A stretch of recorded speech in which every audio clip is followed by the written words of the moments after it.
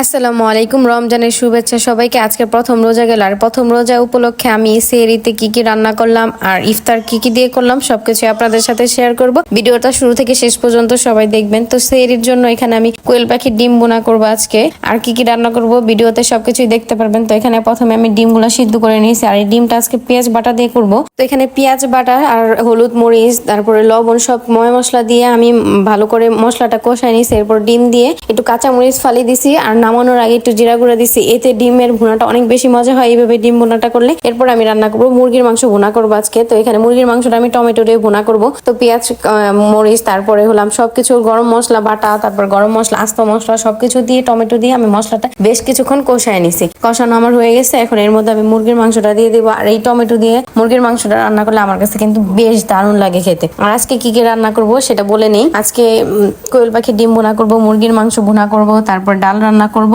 আর শুটকি দিয়ে আলু ভাজি। সাইফানের আব্বু শুটকি দিয়ে আলু ভাজি খাইতে চাইছে, তার জন্য শুটকি দিয়ে আলু ভাজি করবো। তো এখানে আমার মুরগির মাংসটা কষানো হয়ে গেছে। নামানোর আগে কাঁচামরিচ আর হলাম গিয়া জিরা ফাঁকি দিয়ে আমি নামিয়ে নেব। জিরা ফাঁকিটা দেওয়ার কারণে অনেক সুন্দর একটা গ্রান আসে, খেতেও অনেক ভালো লাগে। তো আমার মুরগির মাংসটা হয়ে গেছে। এখন আমি আপনারা প্রথম সেহরিতে কে কি রান্না করছেন অবশ্যই কমেন্টসে জানাবেন। আর সেহরি আর ইফতার দুইটা ভিডিও একসাথে করতে গেলে অনেক বেশি বড় হয়ে যায়। আর আপনারা যদি এই ভিডিওগুলো পছন্দ করেন তাহলে অবশ্যই আমি প্রতিদিন আপনাদের সাথে এই ভিডিওগুলো শেয়ার করব। তো আমার মুরগির মাংসটা হয়ে গেছে। এখন আমি আলু ভাজিটা করে নিতেছি। এখানে পেঁয়াজ কাঁচামরিচ দিয়ে শুটকিটা দিয়ে দিছি, তারপর হলুদ লবণ ধনিয়া গুঁড়া মরিচ গুঁড়া সবকিছু দিয়ে ভালোভাবে মশলাটা কষিয়ে নিচ্ছি। মশলাটা কষানো হয়ে গেলে এখানে আমি আলুগুলো দিয়ে দেবো। আলুগুলো দিয়ে ভালোভাবে ভাজা ভাজা করে নেব। এই ভাজিটাও কিন্তু অনেক বেশি মজা লাগে। আলুটা বেশ কিছুক্ষণ ভেজে ভেজে নিলে অনেক বেশি মজা লাগে আলু ভাজিটা খেতে। আর এখন আমি ডালটা বসাই দিব।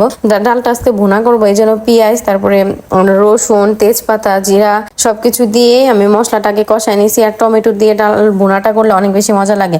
টমেটো আর ধনেপাতা দিয়ে ডাল রান্না করলে বরাবরই সেই ডালটা আমার অনেক বেশি ভালো লাগে। তো যাই হোক, আজকে সব পছন্দের রান্নাগুলোই করে ফেলছি।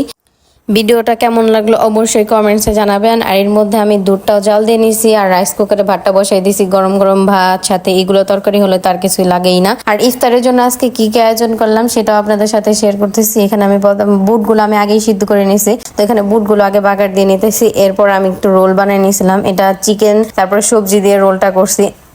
এই ভিডিওটা আপনাদের সাথে আর শেয়ার করা হয় নাই। যাই হোক, অন্য কোনো ভিডিওতে রোল বানানোর রেসিপিটা আপনাদের সাথে শেয়ার করব। তো রোলগুলো আগে ভেজে নিতেছি। ডুবো তেলে রোলগুলো ভেজে তারপর আমি বেগুনের চপ আলুর চপ তারপরে পেঁয়াজ এগুলো আমি ভাজবো। তো আমার রোলগুলো ভাজা হয়ে গেছে। এখন আমি বেগুনিগুলো ভেজে নিতেছি। কোনো কিছুই গোলাটা আর কি দেখাই নেই, দেখাইলে ভিডিওটা অনেক বেশি বড় হয়ে যাবে। যা যা আয়োজন করছি সেগুলো আপনাদের সাথে একটু শেয়ার করতেছি।